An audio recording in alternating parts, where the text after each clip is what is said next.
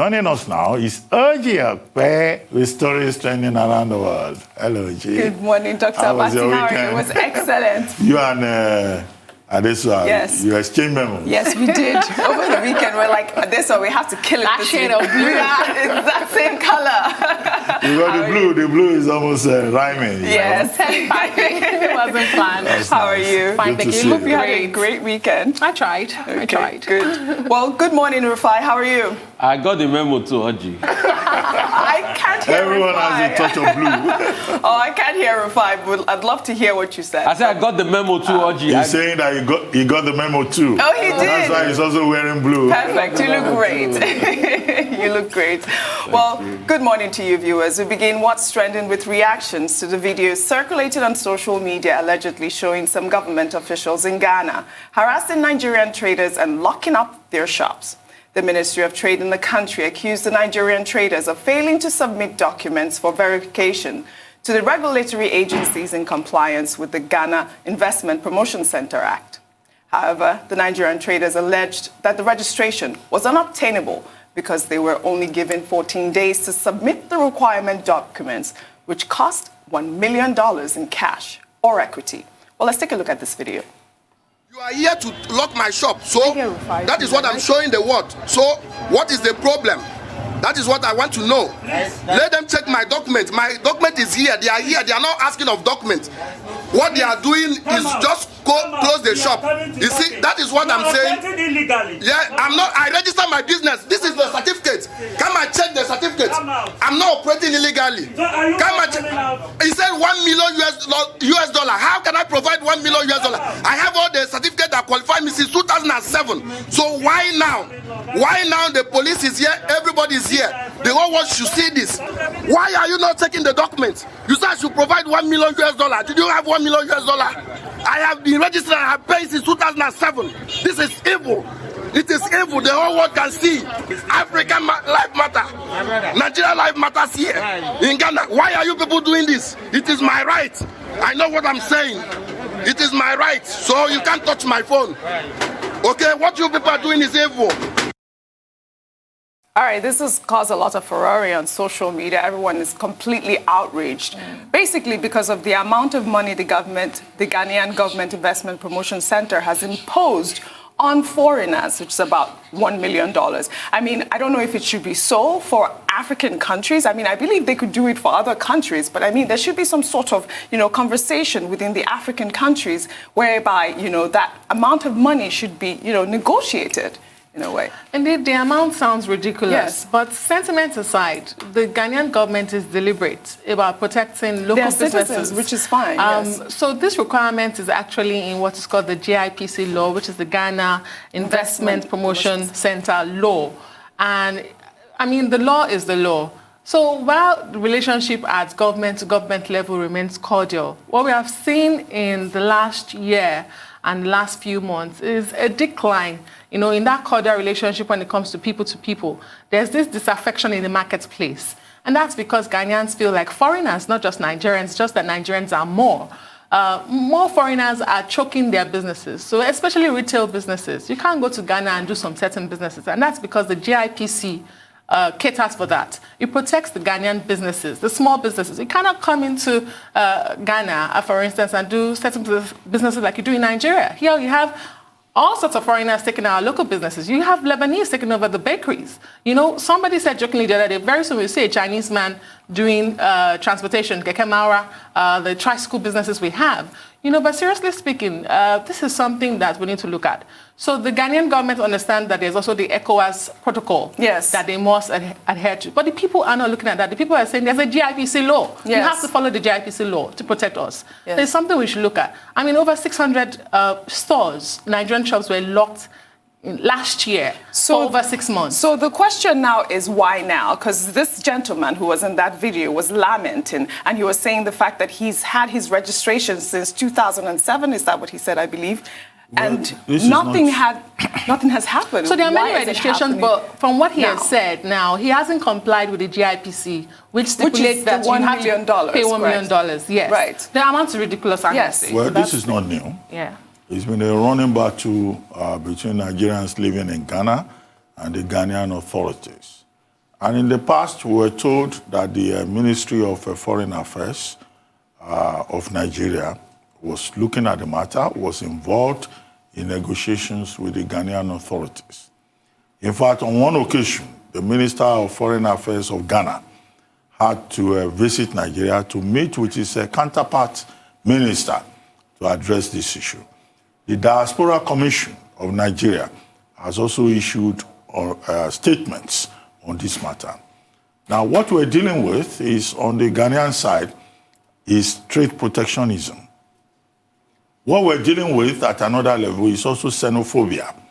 And it's not only in Ghana that Nigerians are exposed to this xenophobia. Across Africa, either in Guinea or Zimbabwe or Cameroon, Nigerians, despite all the contributions that the Nigerian government had made to the liberation struggle, to the development of the sub-region and other countries in Africa, Nigerians are seen as a threat wherever they may be. And the issue is usually either about trade or Nigerians' obsession with the women in those countries. You'll be surprised that Nigerians have been targeted in some countries because the women in those countries prefer Nigerian men. Dr. Batu, how did you get to No, this? that is the dilemma that Nigeria faces across Africa. However, in this particular case, let's deal with the issue of trade. Yes. The first point is, it is very unfortunate that both the Ministry of Foreign Affairs and the Diaspora Commission have not been able to make any headway in the negotiations with the Ghanaian authorities with regard to how Nigerians trade in Ghana. Because several meetings have been held. The Nigerian community in Ghana has had to issue many statements on this particular issue. Now, but the Ghanaians rely on what they call the Ghana Investment Promotion Act, Act 865, as it is identified. And under that act, it is said, clearly stated, that foreigners cannot engage in certain categories of business inside Ghana. You cannot sell recharge cards.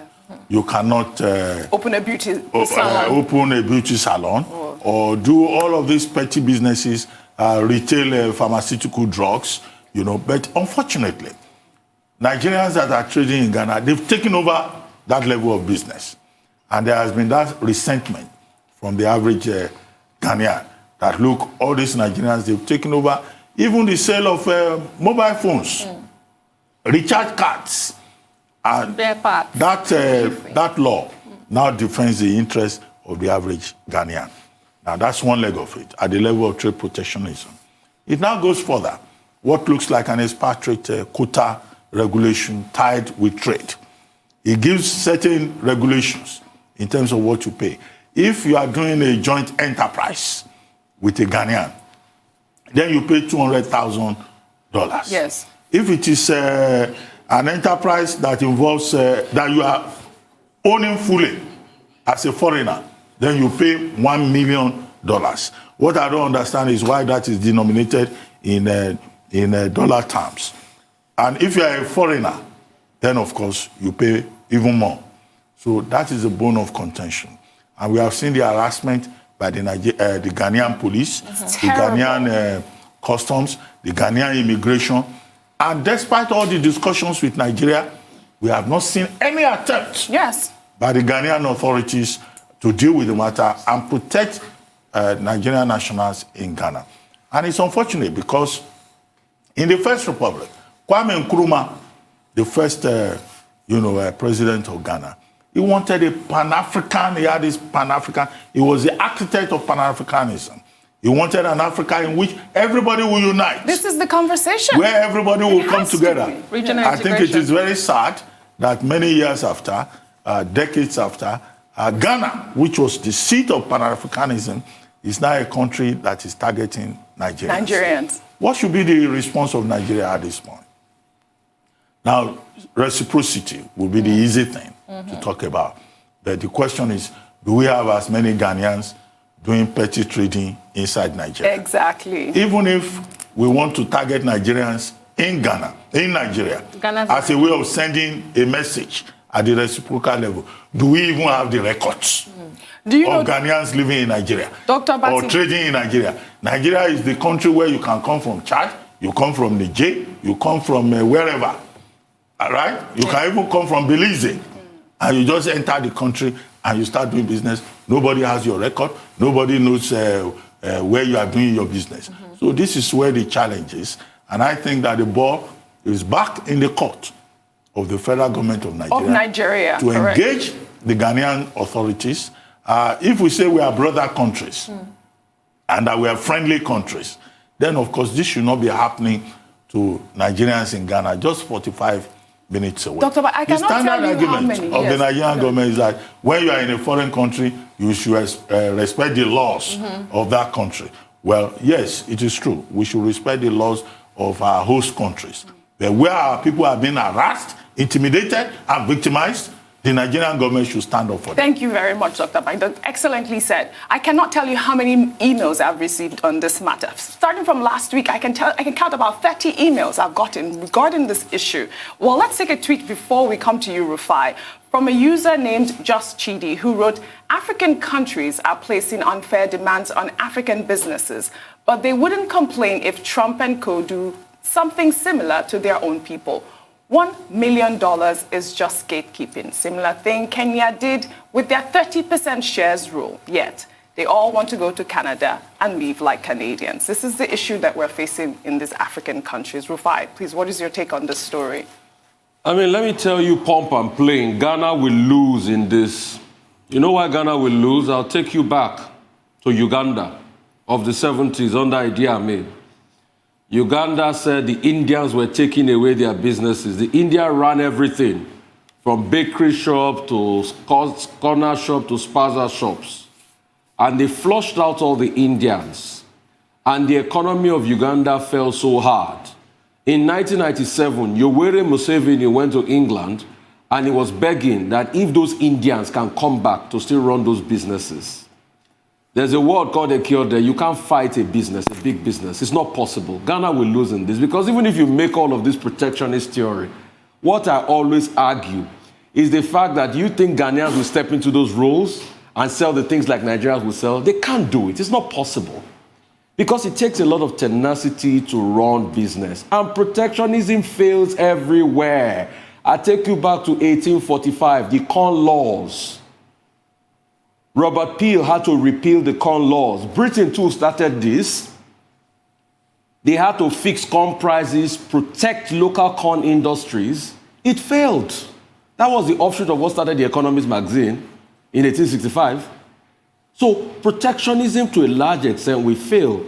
And like Dr. Abati said, I'm shocked that this is coming from Ghana.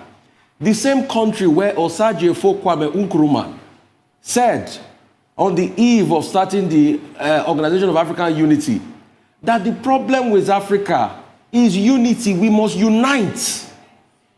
And I'm shocked that this is coming out of Ghana.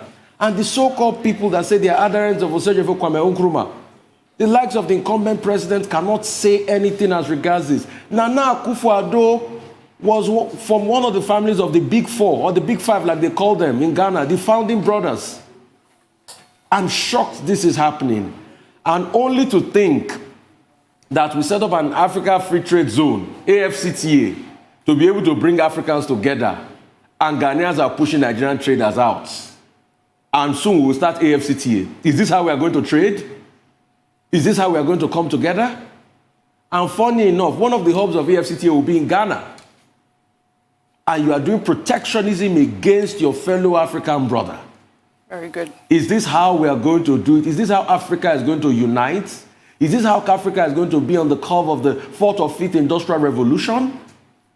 Trade is essential. Well, the only footnote to add to what Rufai has said is that, look, countries, despite the fact that we are talking about continental integration, regional integration, every country has a duty to protect its own interests.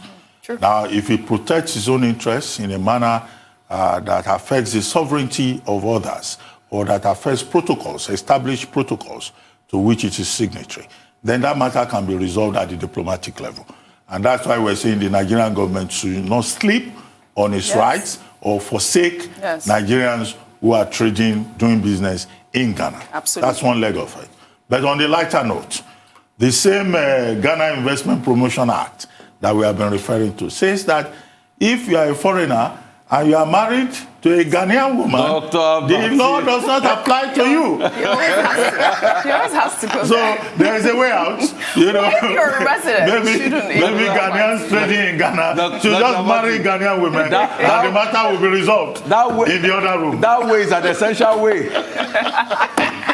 Well, the federal There is the other room solution to this matter.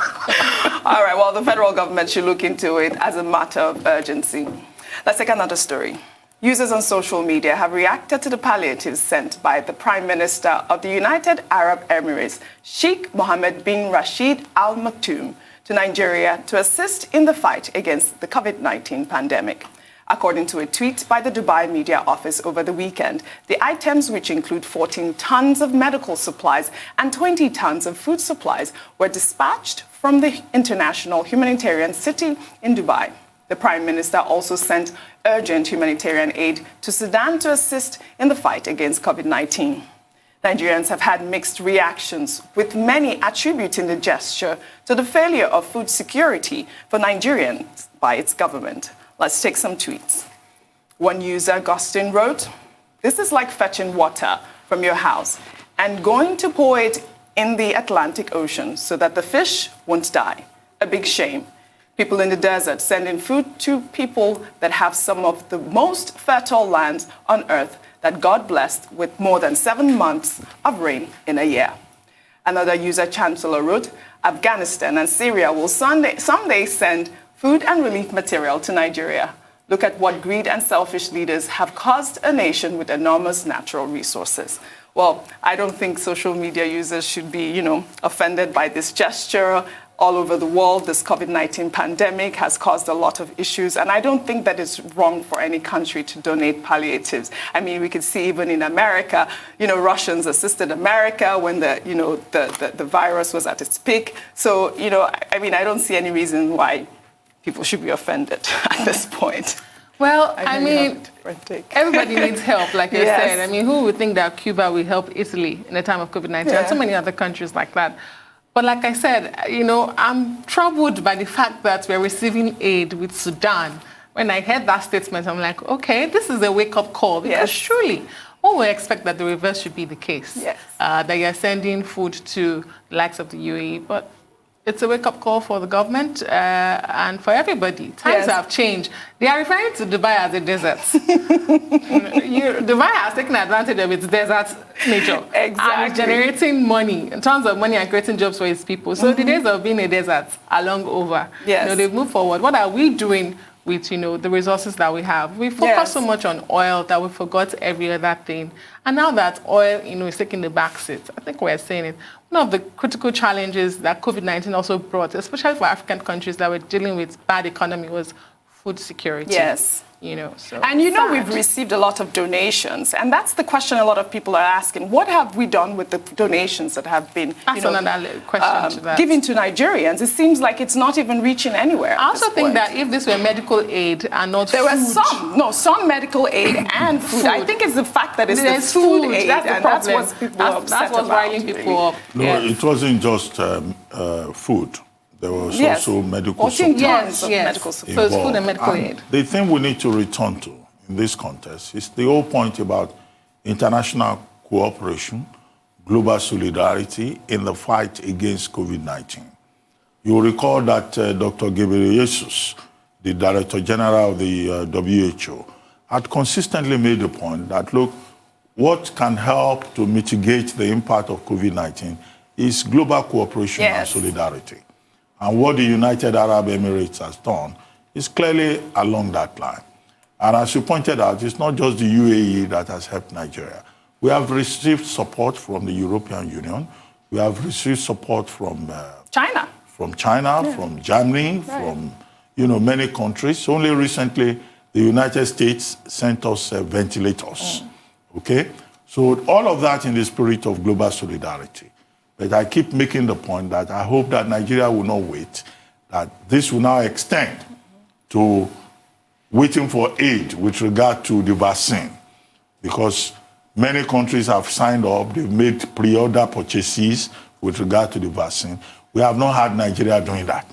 Nigeria is part of the WHO Global Solidarity Trial, but Nigeria is not part of the vaccine trial.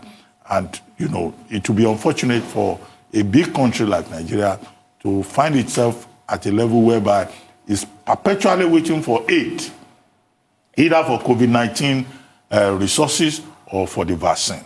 So we need to worry about that. The Nigerian government should thank the UAE for the support that it has shown. Saudi Arabia, the other day, helped to airlift over 200 Nigerians, 265 Nigerians yes. from Saudi Arabia to Nigeria, right? The only thing we can do is to thank them. I made a point earlier that, look, Nigeria should also realize that it's a leader within the region. And that's the A time may come when Nigeria will need to provide support for our neighboring countries. That's the anger, for our less privileged neighbors. Because even if we get aid or we make efforts in Nigeria to address our own problem, how about these neighboring countries with our porous borders who, if they do not control their own COVID-19 incidence rate, will still come to Nigeria and make it more difficult for Nigeria to address this challenge. So we still need to do a lot more of thinking. We need to think out of the box. But as for what has happened so far, the only question that Nigerians can raise again is that there should be transparency and accountability with the management of these resources. We get all these aids and all that. The initial one we got, okay, it was accounted for, but nobody has accounted for anything since the initial help that we received. From Jack Ma. From Jack Ma Foundation. Now, what are they doing with all the other aids that we have received? That's the question. So Nigerians would like to know. Yes. The CBN and COVID, yes, they try on a regular basis to tell us this is how much we have received, this is how we are spending it. The Lagos State government, about 2 months ago, published a list of what it received. How about many of these state governments who are not publishing anything, who are not giving account to anybody? Very good point. Let's take our final story. Over the weekend, hundreds of families were rendered homeless in the Federal Capital Territory, Abuja, as no fewer than 134 houses were demolished to pave way for the construction of a major road network in the area. The exercise was coordinated by the Federal Capital Territory Task Force on City Sanitation. According to the Department of Development Control, the community had been marked for demolition since January 2020. The Department of Resettlement and Compensation also reported that 131 houses and 169 plots were given as compensation to the affected persons before demolition. Well, Arise News spoke to some of the residents, and here's what they had to say. Look at the just chase us outside like that. We don't have where to go. We don't have anywhere to go. We don't want this federal capital in Abuja in our land, though. This is our land. We are indigenous. I have never seen where they are treating indigenous like this. Even in Jata, they are giving them their right before they collect fuel in their state. But our own, look at what they are doing for us. They are even saying that we are small. The police were saying that we are small. They put tear gas, that we are shooting gun. They were saying that there are very few, that there are many, there are more than us, that they should shoot gun. That we are shooting gun, shooting tear gas, shooting guns. Where will they come? Unaware, in the middle of the night, an odd hour. Is that possible as an indigent? We have children. Now, if you have been betrayed in this country, in this FCT, where are they expecting us to go there?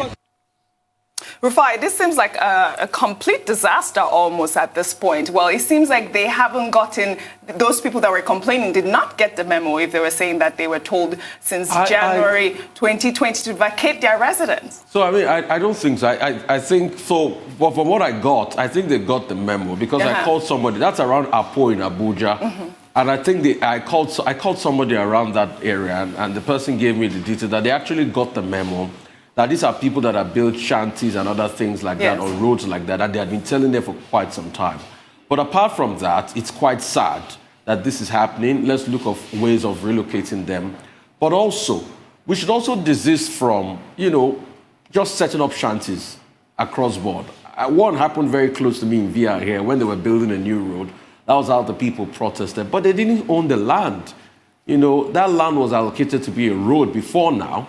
And when it was time for government to build on that road, they started making a lot of noise. So I think we should be careful. We see free land, we do all sorts. There is one that I currently, you know, all right, Rufai, I don't think we have much time, but, okay, you know, I hope that, you know, these people that seem not to have gotten the memo will be taken care of as soon as possible. Well, thank you very much, Uju. Thank you, Dr. Abati. Yes, thank you. See you tomorrow. Thank you. Always bringing very interesting stories. You are doing well. You too.